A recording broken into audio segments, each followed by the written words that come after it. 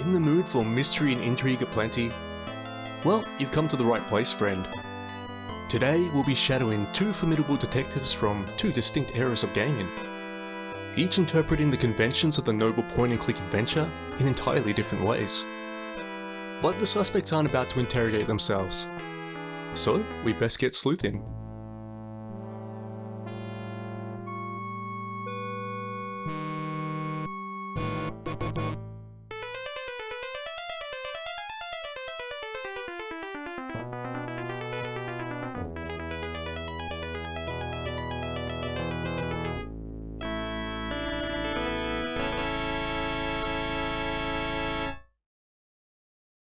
The Colonel's bequest was pretty damn formative for an impressionable young mind. It taught me new words, like laundry chute. And soon after, it taught me that death lurked around every corner.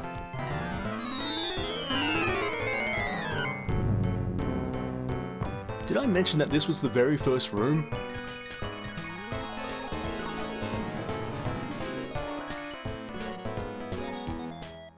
Being a Sierra game of a particular time and place, yeah, this wouldn't be the last death. Not by a long shot.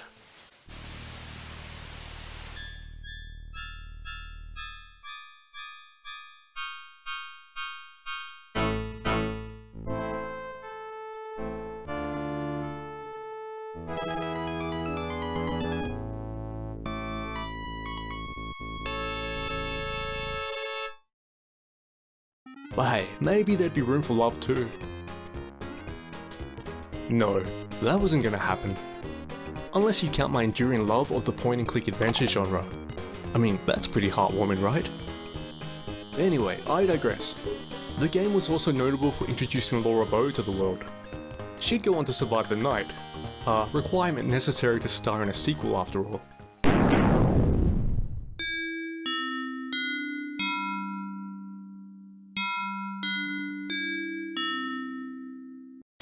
The Dagger of Amon Ra has sat on my pile of shame for literal decades. As a kid, enthusiasm for adventure games didn't necessarily translate to completing them.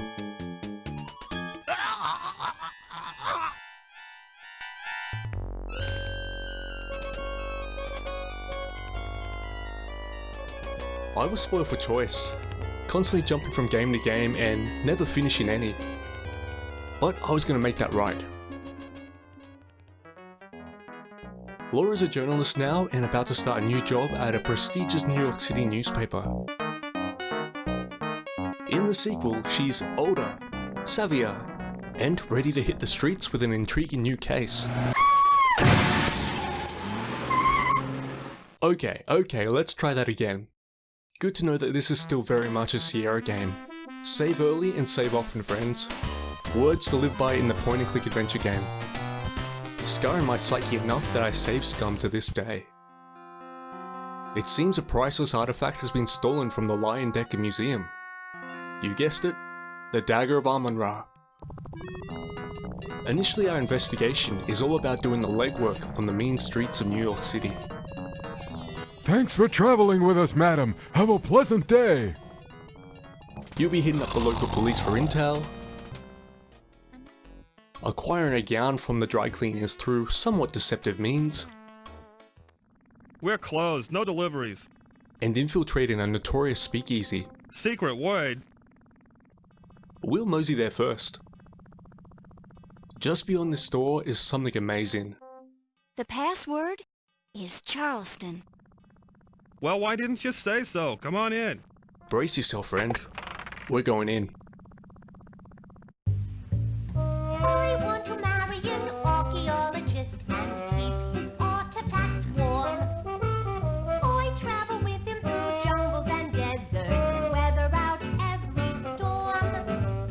If he wants me to, I'll burrow and dig on burials small and pebble big. Oh, I want to marry an archaeologist. What a marvelous gig.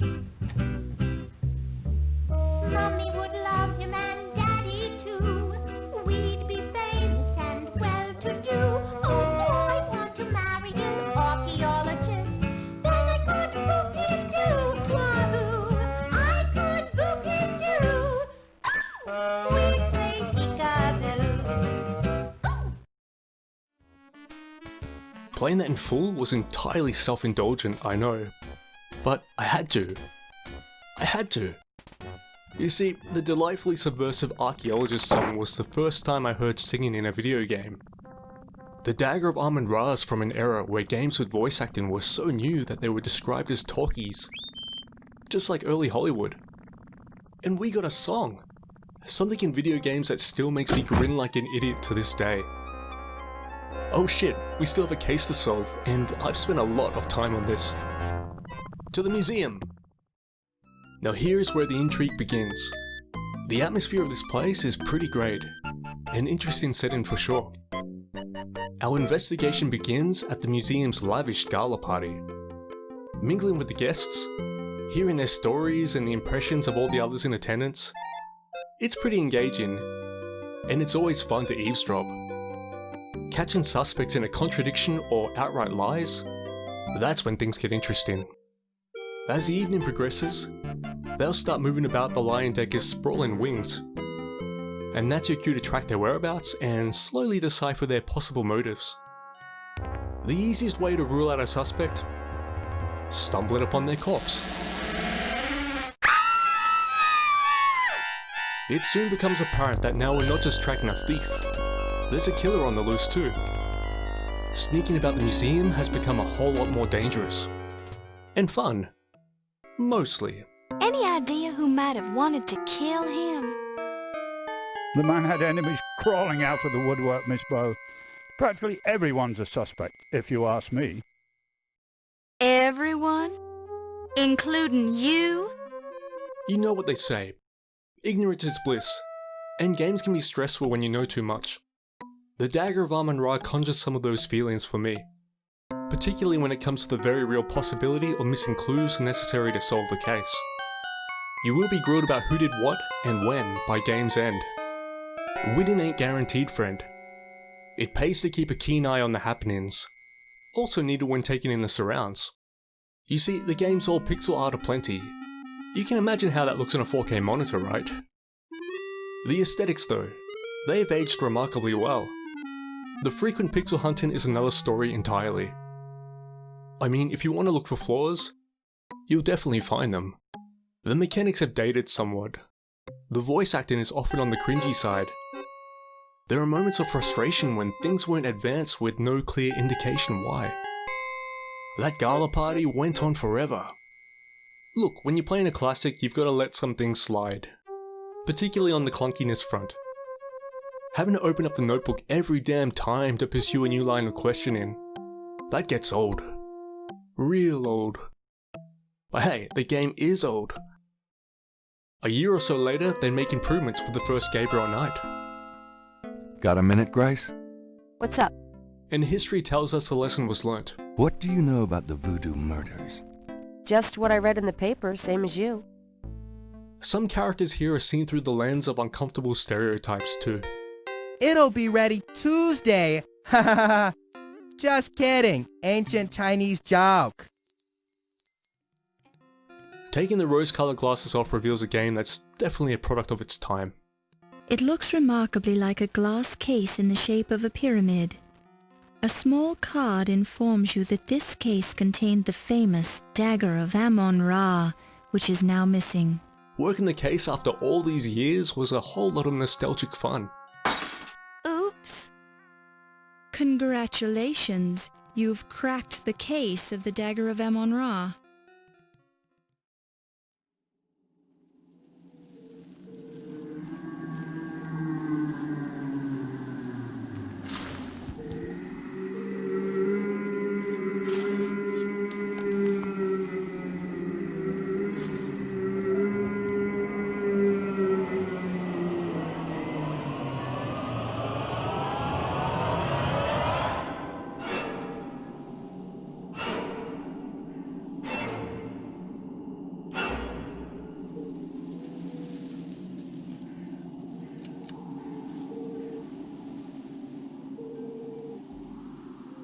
If Laura Bow's riffing on Agatha Christie, Jenny LeClue is more akin to Nancy Drew or the Hardy Boys, with the addition of an undeniable comedic edge that quickly makes its presence known.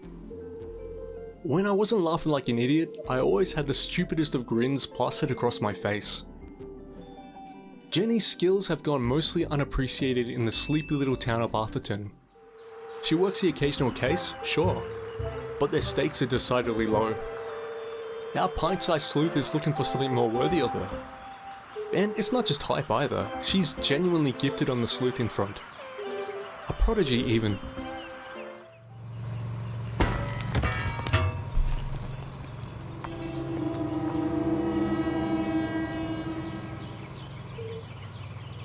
For better or worse, her desire for a real challenge is about to be met. When the dean of the local university is murdered. And Jenny's mother is implicated, quickly becoming the prime suspect. It's simultaneously the best and worst thing to happen to our newfound hero. Something she'll likely have to unpack with a therapist somewhere down the line. Turns out, Atherton is far weirder than Jenny ever gave it credit for. Secret bunkers, unexplained signals, shadowy figures. Yeah, we definitely get an impression that all is not what it seems. Jenny's thrilled at the revelation, and quite frankly, so am I. The cast of suspects are rather fantastic too. The conspiracy theorist and the rich girl with a secret become fast favourites.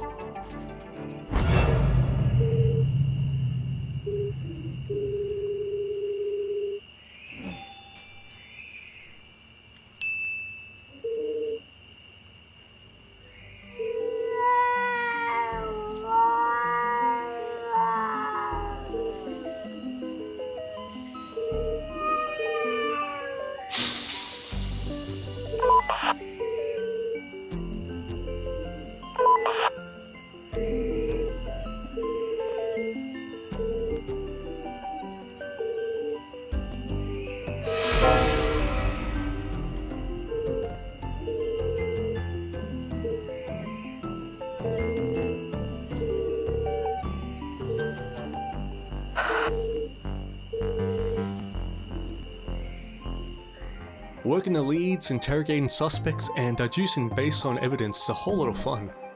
There's some light platforming in the mix too. Point and click adventure in spirit, sure, but well and truly best experience with a controller. The environments are a genuine joy to navigate. Sometimes spooky, sometimes dangerous, but always atmospheric. It's all brought to life with a 2D aesthetic that's colourful, detailed, and a pleasure to look at. Decorating your casebook is a whole lot of fun too. There's such a weird juxtaposition of a serious detective doing serious things, who's also of an age where scrapbooking with stickers is a priority as she works. Weird? Yes. But also delightful. New stickers can be found by thoroughly exploring your surrounds.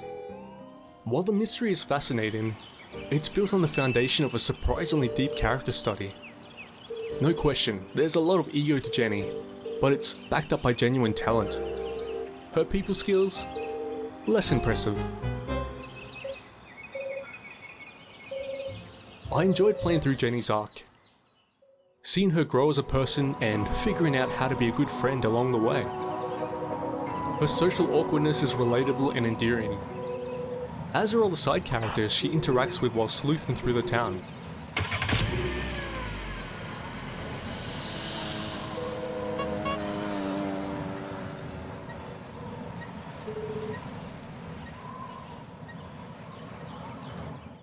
The game's framed against a hilarious side story about its author being pressured to move away from the wholesomeness of his previous output, or risk being dropped by his publisher. As his mental state unravels and he gives in to the demands of his editor, we see in real time what effects his decisions have on Jenny and the world.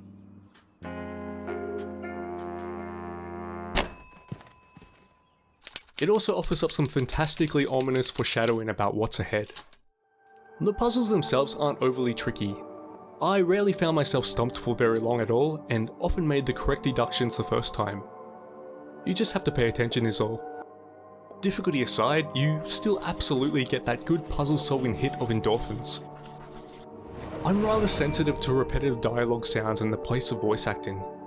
It's notorious in JRPGs, and here as well. At least in the version of Jenny LeClue that I played.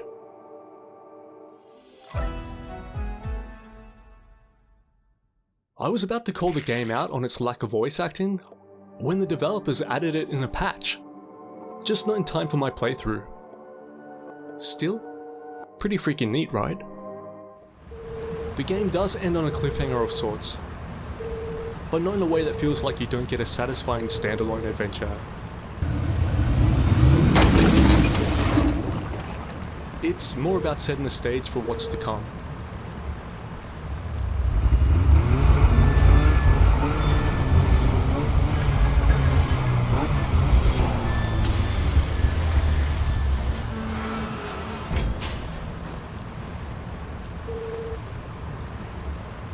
But that's enough murder for one Mosey Through. I'm Dan Clarke, and as always, thanks for watching. Don't forget to Mosey Through to the like and subscribe buttons, friends.